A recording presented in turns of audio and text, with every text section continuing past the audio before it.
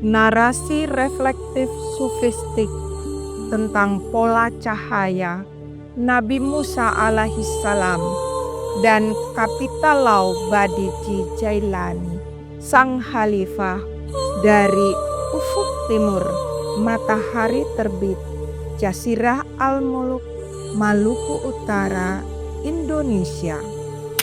Dalam khasanah pemikiran Islam, khususnya dalam tradisi tasawuf, kisah-kisah kenabian tidak hanya dipahami sebagai peristiwa historis, tetapi juga sebagai arketipe perjalanan rohani manusia. Al-Quran menghadirkan narasi para nabi sebagai cermin struktur batin, penanaman takdir, pemeliharaan ilahi, ujian eksistensial, hingga penyaksian musyahadah terhadap kebenaran. Dalam kerangka hermeneutika sufistik inilah kisah Nabi Musa alaihissalam dibaca bukan sekedar sebagai sejarah, melainkan sebagai pola universal perjalanan cahaya dalam diri manusia. Pola tersebut dalam narasi lokal dan spiritual tertentu direfleksikan kembali dalam kisah Kapitalau Badici Jailani, sang khalifah dari ufuk timur Jazirah Al-Muluk, Maluku Utara, Indonesia, sebagai simbol perjalanan kewalian dan amanah Tuhan. Dalam sejarah kenabian, Nabi Musa tampil sebagai kalimullah, hamba yang diajak berdialog oleh Allah SWT. Kisahnya memuat pola rohani yang dalam penanaman takdir sejak dalam rahim, perpindahan demi keselamatan, pemeliharaan oleh figur perempuan saleha, hingga pengalaman tajalli di Gunung Sinai yang meluluhkan kesadaran ego. Al-Quran mengabadikan ilham kepada ibu Nabi Musa alaihissalam. Al-Quran surat Al-Qasas ayat 7. Lalu janji 40 malam di Sinai.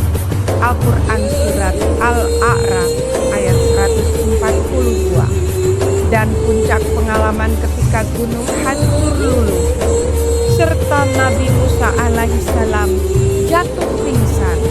Al-Quran surat Al-A'raf ayat 143. Dalam pembacaan tasawuf, gunung adalah simbol struktur ego manusia.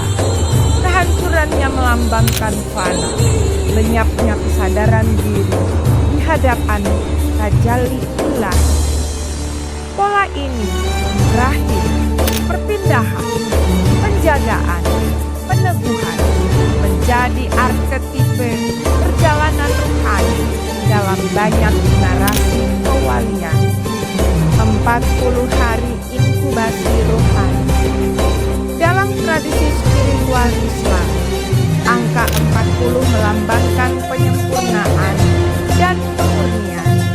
Nabi Musa alaihissalam bermunajat 40 malam sebelum menerima Taurat. 40 hari juga dikenal dalam hadis sebagai fase awal pembentukan manusia di rahim seorang perempuan. Dalam narasi sufistik tentang Kapitalau Badici Jailani, sang khalifah disebutkan bahwa ia dikandung secara ruhani oleh Umi Khadijah selama 40 hari. Ini dimaknai bukan semata biologis, melainkan sebagai simbol inkubasi nur, penanaman amanah dalam rahim makrifat sebelum hadir ke dunia zahir. Rahim pertama melahirkan jasad, rahim rohani melahirkan misi. Sebagaimana Nabi Musa alaihissalam telah ditetapkan sebagai rasul sebelum dewasa, demikian pula narasi ini memaknai 40 hari sebagai fase penetapan takdir spiritual. Perpindahan dan penjagaan rahim kedua.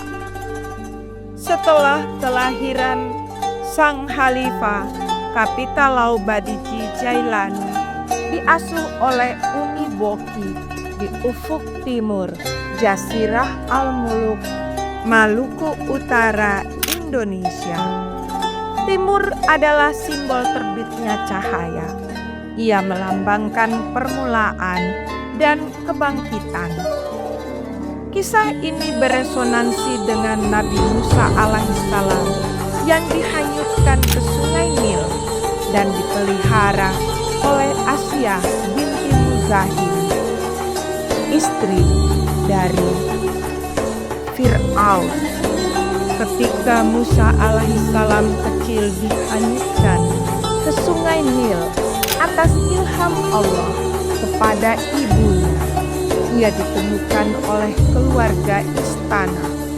Di tengah kekuasaan tirani Fir'aun yang memerintahkan pembunuhan bayi lelaki Bani Israel, justru di dalam istananya sendiri Allah menanamkan kasih sayang kepada Asia. Al-Quran mengabadikan ucapannya. Ia adalah penunjuk mata bagimu dan bagimu. Janganlah kamu membunuhnya. Mudah-mudahan ia bermanfaat bagi kita, atau kita ambil dia menjadi anak. Al-Quran Surat Al-Qasas ayat 9. Kalimat itu bukan sekedar permohonan seorang ibu yang tersentuh hatinya. Dalam perspektif iman, itu adalah ilham keberanian. Asia berdiri di hadapan suami, penguasa paling ampuh di zamannya, untuk menyelamatkan seorang bayi yang kelak akan menghancurkan kekuasaan Fir'aun. Disinilah keagungan Asia tampak. Ia hidup di pusat tirani, tetapi hatinya tunduk kepada Allah. Ia berada dalam kemewahan istana, tetapi memilih iman. Ia mengasuh Musa bukan hanya dengan kasih, tetapi dengan keberanian spiritual. Tradisi Islam juga meriwayatkan bahwa ketika Musa alaihissalam dewasa membawa risalah tauhid, Asia termasuk orang yang beriman kepadanya. Ia kemudian disiksa oleh Fir'aun karena imannya, namun tetap teguh hingga wafat sebagai syahidah. Dalam Al-Quran surat At-Tahrim ayat 11, Allah menjadikannya teladan bagi orang-orang beriman.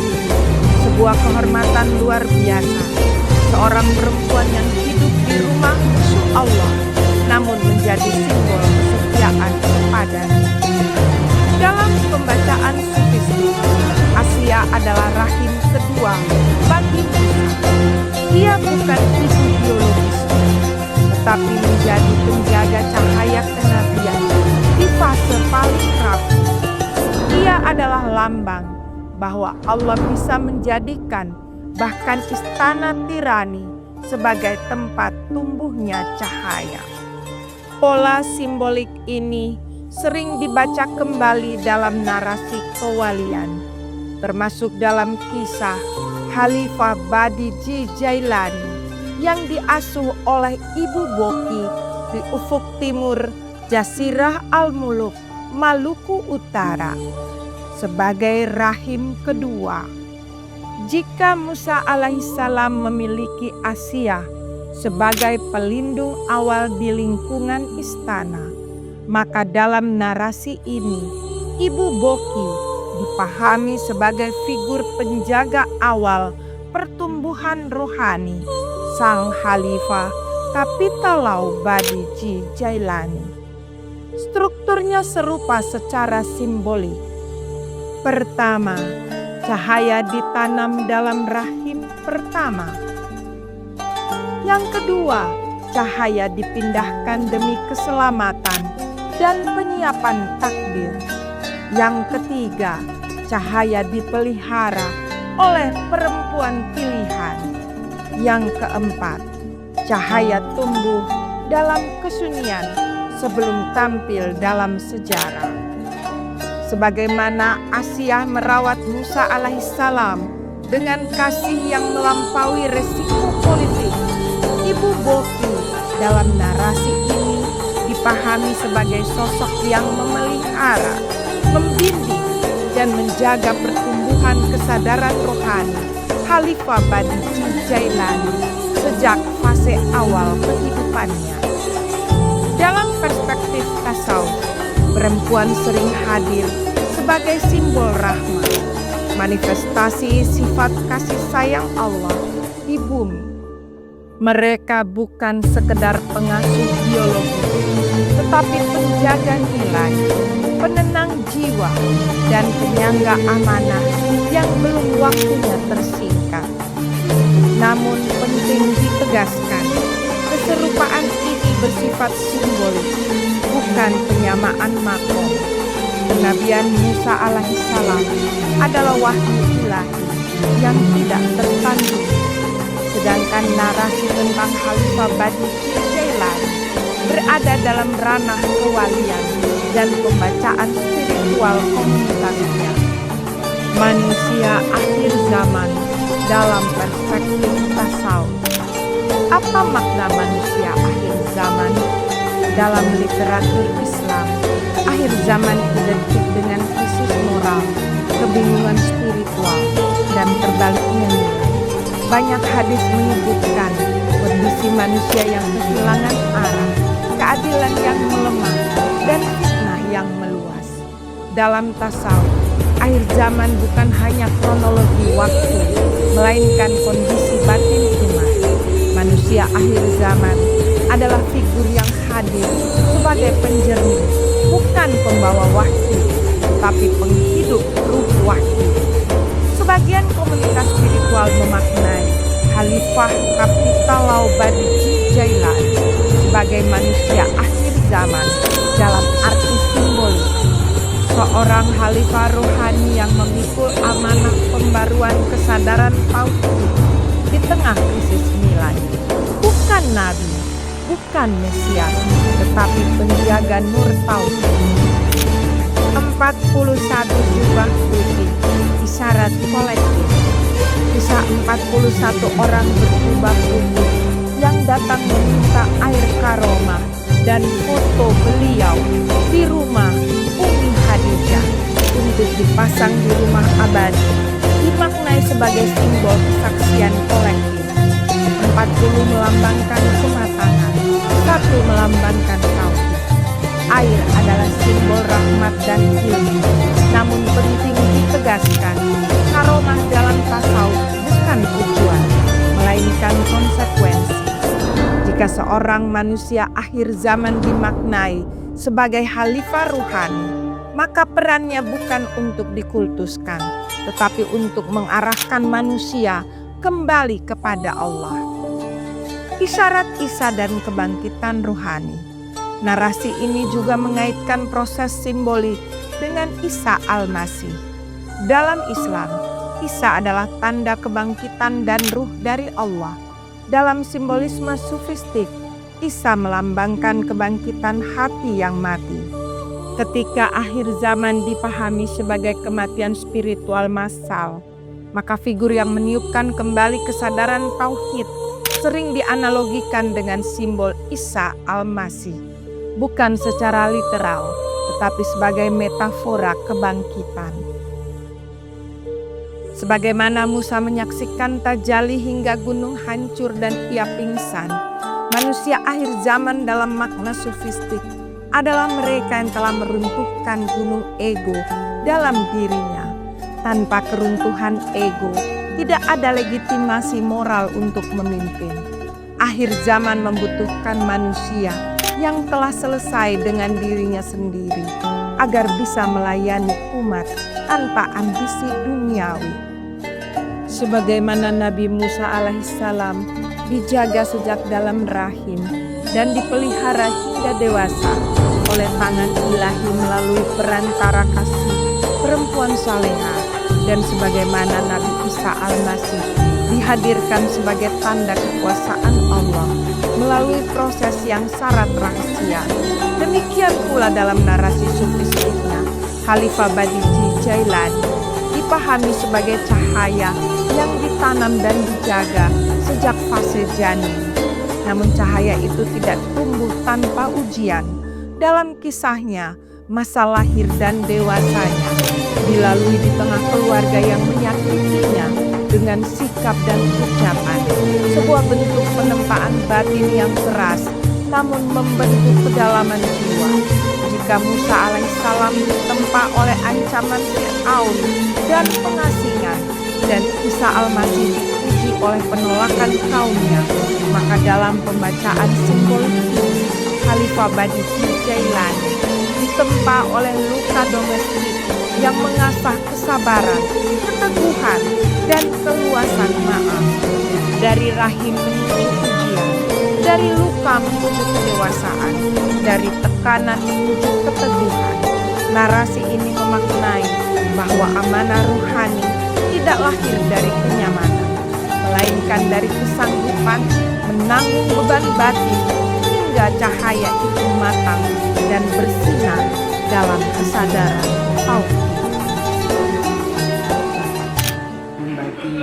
Anakku, di video ini Mama ingin menjelaskan bahwa kamu adalah anak yang Mama kandung selama 40 hari di perut Mama.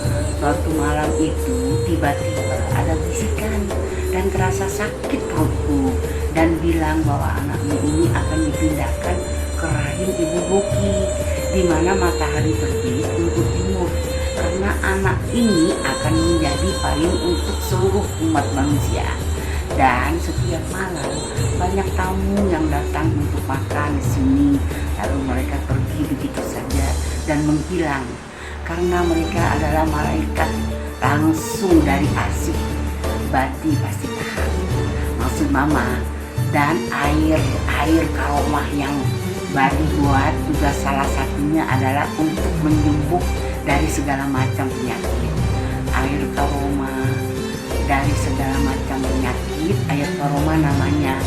Mama yakin anakku, kamu adalah seorang yang Allah ciptakan untuk akhir zaman kelak. Sayang. Wassalamualaikum. Kiranya kita semua selalu dalam